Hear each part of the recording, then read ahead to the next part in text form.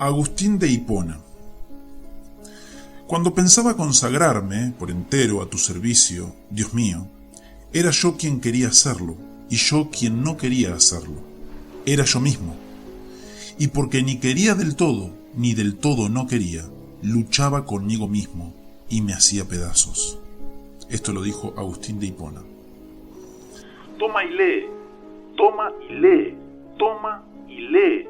Estas palabras, que algún niño gritaba en sus juegos infantiles, flotaban por sobre la verja del huerto de Milán e iban a estrellarse en los oídos del abatido maestro de retórica que bajo una higuera clamaba: ¿Hasta cuándo, Señor? ¿Hasta cuándo?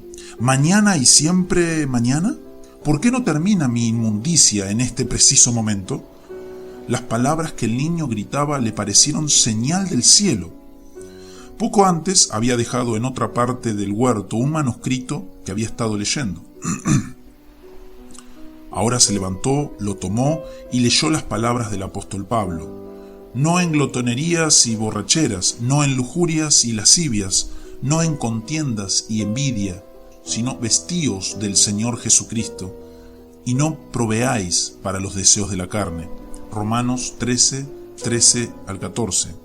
En respuesta a estas palabras del apóstol, Agustín, que así se llamaba aquel maestro de retórica, decidió allí mismo lo que había estado tratando de decidir por largo tiempo. Se dedicó por entero a la vida religiosa, dejó su ocupación magisterial y como resultado de todo ello, la posteridad le conoce como San Agustín.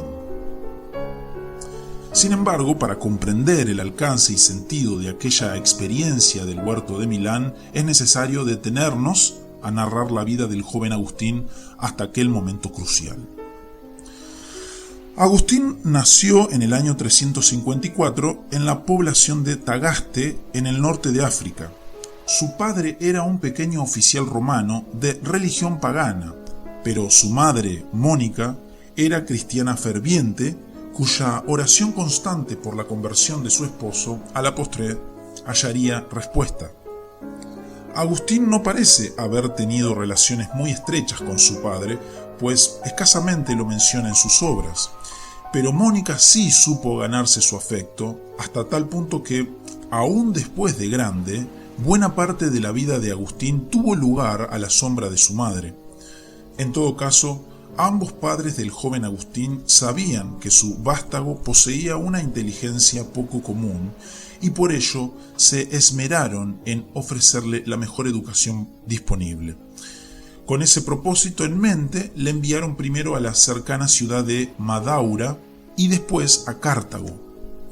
Agustín tenía unos 17 años cuando llegó a la gran ciudad que por varios siglos había sido el centro político, económico y cultural del África de habla latina.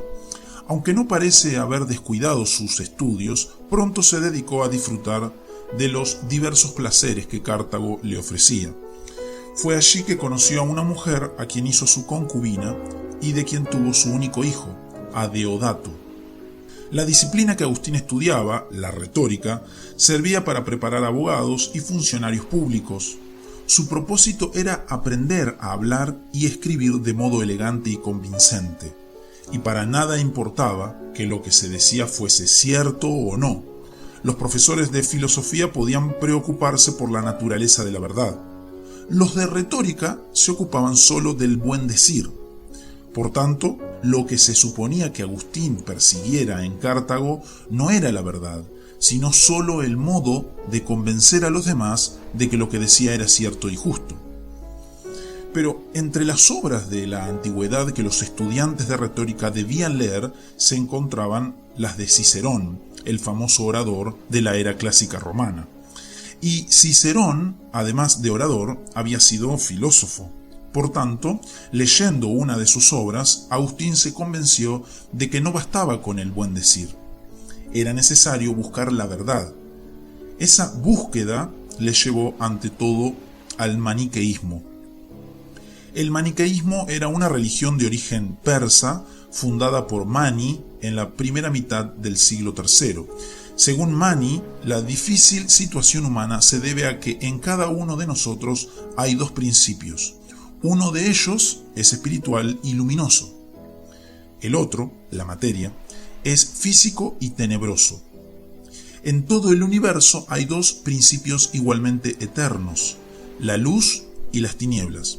De algún modo que los maniqueos explicaban mediante una serie de mitos, estos dos principios se han mezclado y confundido, y la condición humana se debe a esa confusión. La salvación consiste entonces en separar estos dos elementos y en preparar nuestro espíritu para su regreso al reino de la luz y su fusión final con la luz eterna. Puesto que toda nueva mezcla es necesariamente mala, los verdaderos creyentes han de hacer todo lo posible por evitarla, y por tanto los maniqueos, aunque no condenaban el uso del sexo, sí condenaban la procreación.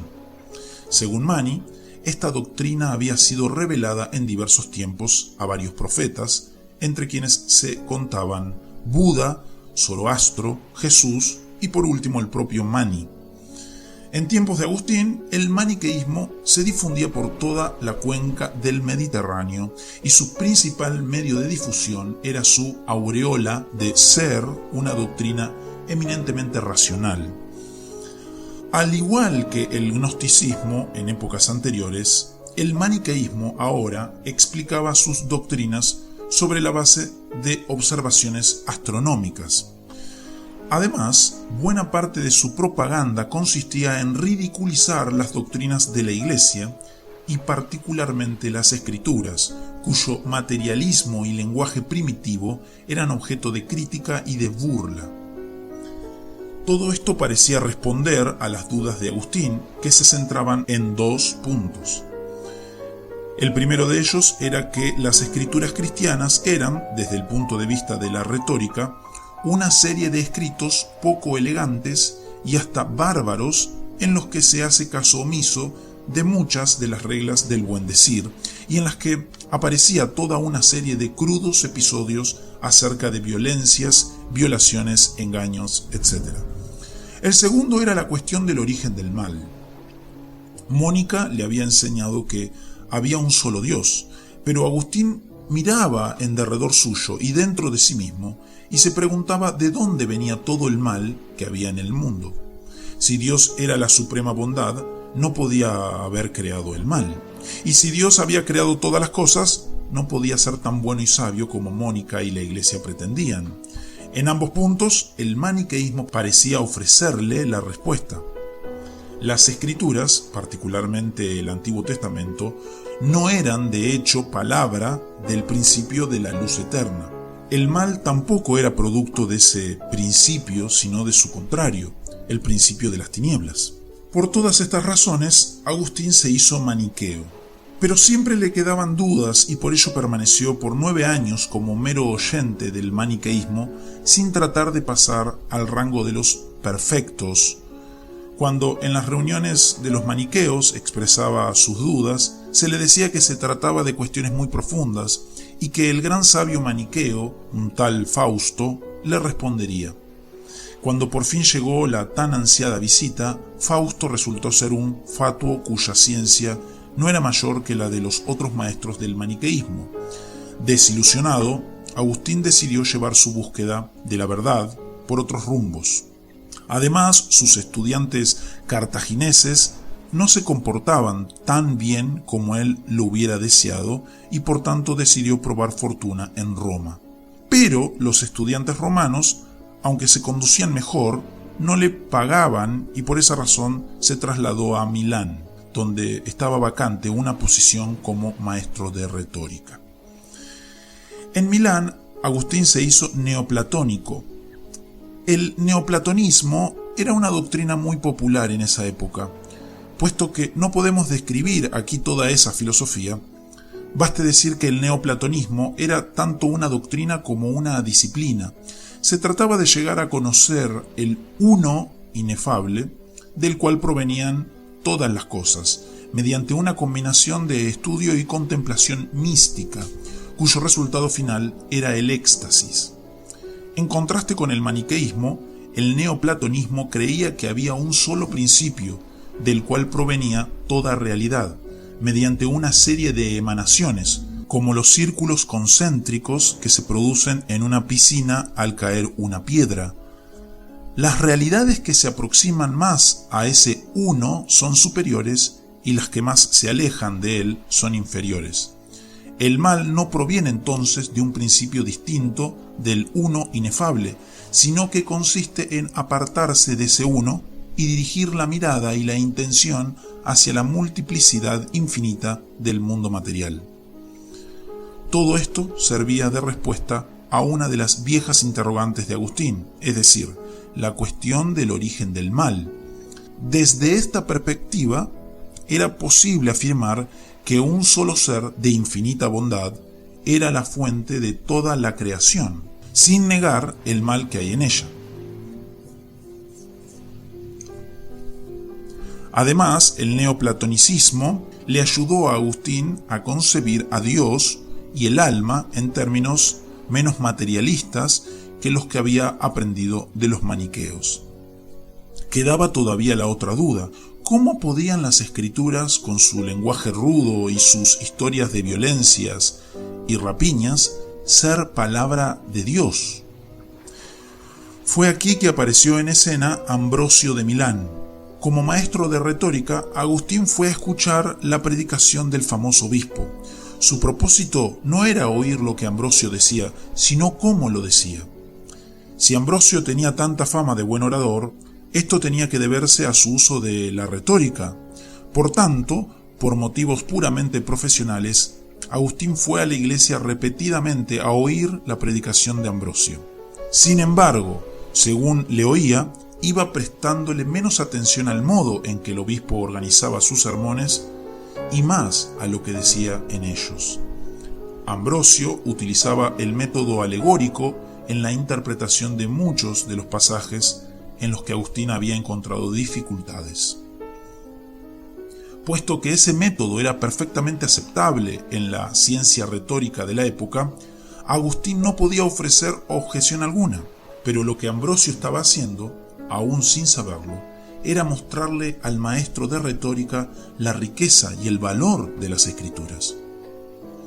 A partir de entonces, las dificultades intelectuales quedaron vencidas. Pero había otras.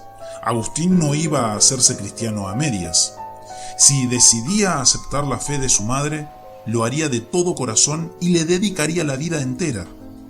Debido al ejemplo monástico, así como a su propia formación neoplatónica, Agustín estaba convencido de que, de hacerse cristiano, debería renunciar a su carrera como maestro de retórica, a todas sus ambiciones y a todo goce de los placeres sensuales. Este último punto era la dificultad principal que todavía le detenía. Según él mismo nos cuenta, su oración constante era: dame castidad y continencia, pero no demasiado pronto. Fue entonces que se recrudeció en él la batalla entre el querer y el no querer. Estaba decidido a hacerse cristiano, pero todavía no. Sabía que ya no podía interponer dificultades de orden intelectual y por tanto su lucha consigo mismo era tanto más intensa. Además, por todas partes le llegaban noticias de otras personas que habían hecho lo que él no se atrevía a hacer y sentía envidia. Una de ellas era el famoso filósofo Mario Victorino, que había traducido al latín las obras de los neoplatónicos que Agustín tanto apreciaba, y que un buen día se presentó en la iglesia de Roma para hacer profesión pública de su fe cristiana. Poco después de haber recibido noticias de la acción de Mario Victorino, Agustín supo de dos altos funcionarios que habían leído la vida de San Antonio, escrita por Atanasio, y habían dejado todos sus cargos y sus honores para dedicarse a una vida semejante. En ese momento, no pudiendo tolerar la compañía de sus amigos ni tampoco la suya, huyó al desierto, donde lo encontramos al principio de este relato y donde tuvo lugar su conversión.